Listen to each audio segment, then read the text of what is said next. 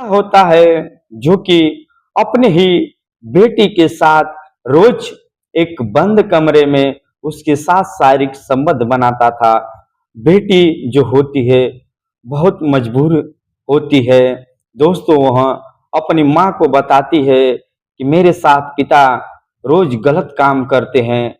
दोस्तों जो उसकी माँ होती है अपनी बेटी का बात नहीं मानती है और बेटी को ही डांटने लगती है कि तुम कैसे अलत गलत मेरे अपने पिता पर आरोप लगा रही है।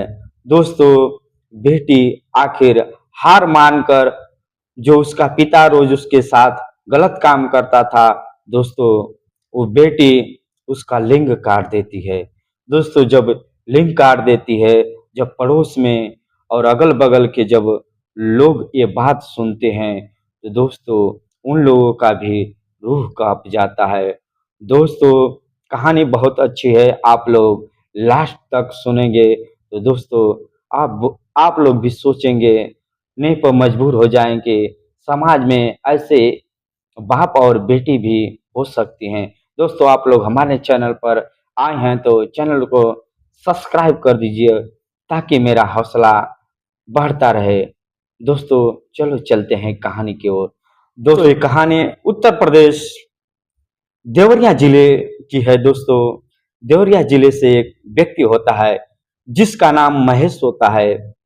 दोस्तों महेश जो होता है वो मुंबई के लिए ट्रेन पकड़ता है और चला जाता है।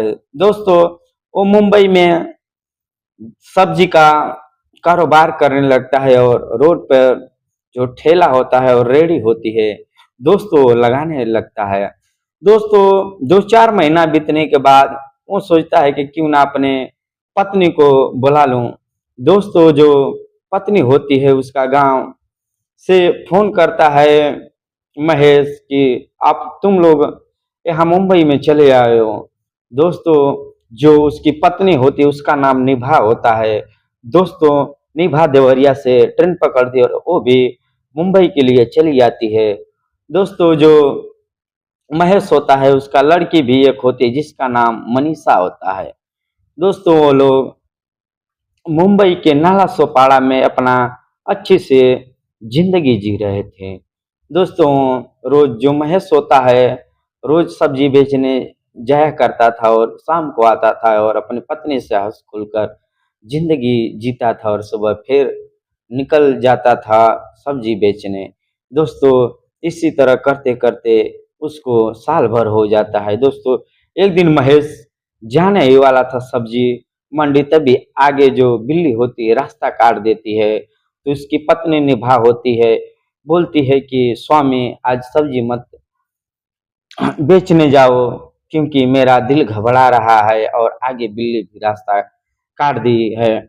महेश बोलता है नहीं आज के जमाने में तुम कहाँ हो, अंधविश्वास पर मत विश्वास करो, कुछ नहीं होगा। और मुंबई जैसे शहरों में अगर एक दिन महेश कहता है कि पागल हो गई हो क्या, मुंबई जैसे शहरों में अगर एक दिन भी अगर हम बैठ जाएंगे तो खाना खाने हम लोग को मुश्किल हो जाएगा। दोस्तों फिर भी नहीं मानता है महेश और फिर चला जाता है।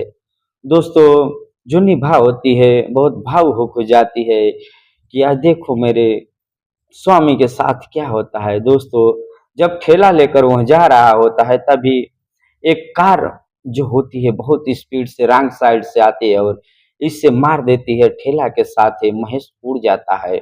दोस्तों जब यह बात सुनती है निभा तो दौड़ती हुई जाती है तो देखती है कि मेरा जो पति है वो जख्मी हालत में पड़ा हुआ है।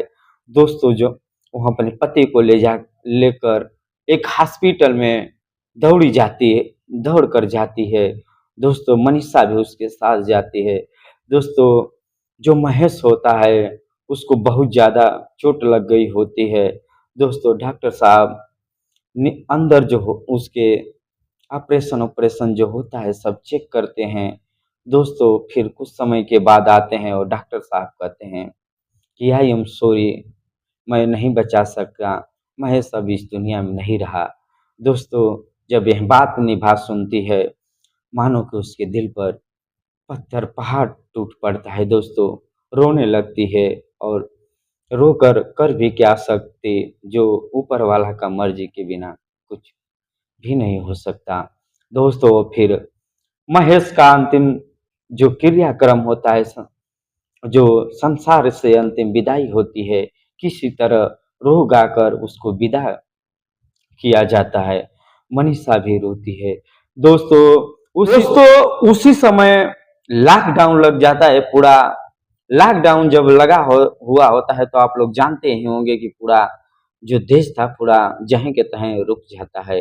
दोस्तों उसी समय कितना लोग खाने बिना मर जाते हैं और कितना लोग पानी बिना मर जाते हैं। दोस्तों उसी में निभा जो होती है और उसकी बेटी मनीषा होती है, वो लोग किसी तरह महेश के मर जाने के बाद वो जो मनीषा होती है दूसरे के घर में जूठा बर्तन जो होता है धोया करती थी, और जो निभा होती है सब्जी ठेला पर अपना ले जाकर जीवन यापन करती थी। लेकिन दोस्तों जब लॉकडाउन लग जाता है तो इन लोगों का कोई किधर से भी पैसा नहीं आ रहा था और ये लोग लाचार हो जाती हैं। दोस्तों उसी समय एक रमेश नाम का लड़का होता है। दोस्तों सिवान जिले जो बिहार में पड़ता है वहाँ का रहता है। दोस्तों हमेशा जो निभा होती है उसके ठेले पर सब्जी लेने आया करता था, और जब लॉकडाउन लग जाता है तो निभा नहीं जब मिलती है तो दोस्तों रमेश को भी कहीं ना कहीं निभा के प्रति प्यार था, लेकिन वो कह नहीं पाया था। दोस्तों देखता है कि जब निभा नहीं आ रही है तो उसका पता लगाते लगाते रूम पर जाता है। दोस्तों इन लोगों के पास हालत बहुत खराब था निभा और मनीषा का। दोस्तों वो फिर रमेश इन लोगों को सहारा देता है। कहीं ना कहीं जो निभा होती है उसको भी दिल में अब धीरे धीरे रमेश के प्रति प्यार हो जाता है। दोस्तों फिर एक मंदिर में समाज के और के माध्यम से जाकर इन दोनों एक पति और पत्नी के रूप में शादी कर लेते हैं। दोस्तों फिर क्या वो एक ही छत के नीचे रमेश और जो निभा होती है वह अपना जीवन यापन करने लगते हैं। दोस्तों जो रमेश था, जो उसकी बेटी मनीषा थी, उसकी मनीषा के प्रति अब उसकी नीयत रमेश की बिगड़ने लगती है। दोस्तों जब भी रमेश काम पर से आता वो दारू का शीशी पी कर आता और जो मनीषा थी उसके शरीर को टच करता और धीरे धीरे उसको सहलाता। जो मनीषा थी विरोध करती कि पापा ये क्या कर रहे हो, वो अपनी मम्मी से भी बोलती। तो रमेश बोलता अरे तू मेरी बेटी है, मैं तुम्हें कुछ भी कर सकता हूँ, मैं प्यार दुलार कर सकता हूँ। दोस्तों जो मनीषा होती है अपनी माँ से भी बोलती है। वो जो निभा होती है मनीषा से बोलती है अरे पागल है, तेरे पिताजी हैं, तेरे को प्यार करते हैं, पिता का तो फर्ज ही होता है। दोस्तों लेकिन रमेश के अंदर जो कुछ गलत ही विचार चल रहा होता है। दोस्तों एक दो साल और बीत जाता है और तभी रमेश और निभा के बीच में एक लड़की एक और लड़का हो जाता है। दोस्तों निभा जो होती है एक दिन बाहर सब्जी बेचने गई होती है, तभी जो रमेश होता है वह दारू पी कर आता है और जो मनीषा उसकी सौतेली बेटी होती है उसके साथ गलत करने लगता है। दोस्तों जो मनीषा होती है विरोध करने लगती है, लेकिन दोस्तों वो जो रमेश होता है उसके साथ जबरदस्ती करने लगता है और आखिरकार उसके साथ गलत ही काम कर ही देता है। दोस्तों वो मनीषा होती है वो बोलती है पापा मेरे साथ गलत मत करो, न दुनिया क्या कहेगी। दोस्तों वो पापी रमेश जो होता है नहीं मानता, उसके साथ गलत आखिरकार कर ही देता है। दोस्तों जब निभा आती है तो यह देखती है कि मनीषा जो एक बगल में रो रो रही है, तो फिर निभा बोलती है कि क्या हुआ है। दोस्तों जब मनीषा उसको बताती है बातें तो जो निभा होती है उसको इसके बात पर विश्वास ही नहीं हो रहा था। मनीषा बताती है कि पिताजी मेरे साथ गलत काम किए हैं। दोस्तों जो निभा होती है बोलती है पागल हो गई है, जमाना क्या कहेगा, तुम इतना हम लोग को सहारा दिए और तुम उन्हीं पर आरोप लगा रही है। दोस्तों जो निभा होती है अपनी बेटी पर मनीषा पर बातों का विश्वास नहीं करती है। दोस्तों आखिरकार जो रमेश होता है उसके साथ जब निभा नहीं होती थी तब मनीषा के साथ गलत काम करता था और अपना शारीरिक संबंध बनाने लगता है। दोस्तों, मनीषा जो होती है सहते सहते दोस्तों हार जाती है। आखिरकार एक दिन वह भी अब सोच लेती है कि कुछ न कुछ इसके साथ, जो मेरा दरिंदा पिता है, इसके साथ गलत करना ही पड़ेगा। दोस्तों, एक दिन जो चाकू ली होती है और जब वह उसके साथ गलत करने की कोशिश करता है, दोस्तों उसका लिंग जो होता है वो मनीषा काट देती है।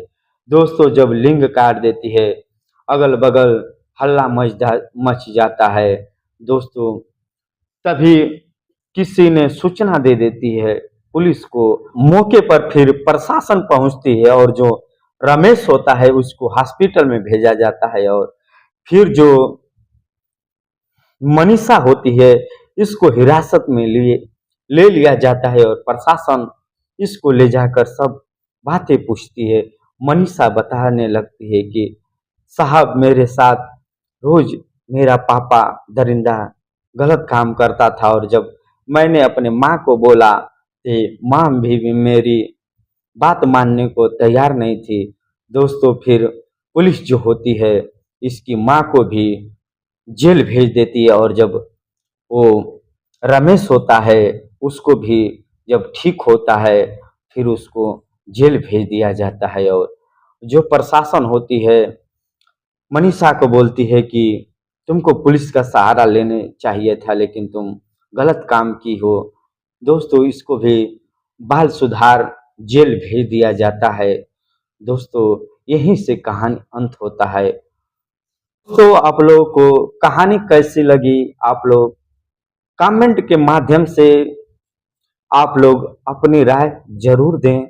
दोस्तों, समाज में कुछ ऐसे भी व्यक्ति हैं कि जो कि एक गलत काम करने की वजह से सबका रिश्ता खराब लगने लगता है। दोस्तों, आप लोग अपना ख्याल रखें और सावधान रहें और सतर्क रहें। दोस्तों, फिर मिलेंगे हम कल एक और नई कहानी लेकर। दोस्तों, आप लोग को तहे दिल से धन्यवाद। जय हिंद, जय भारत।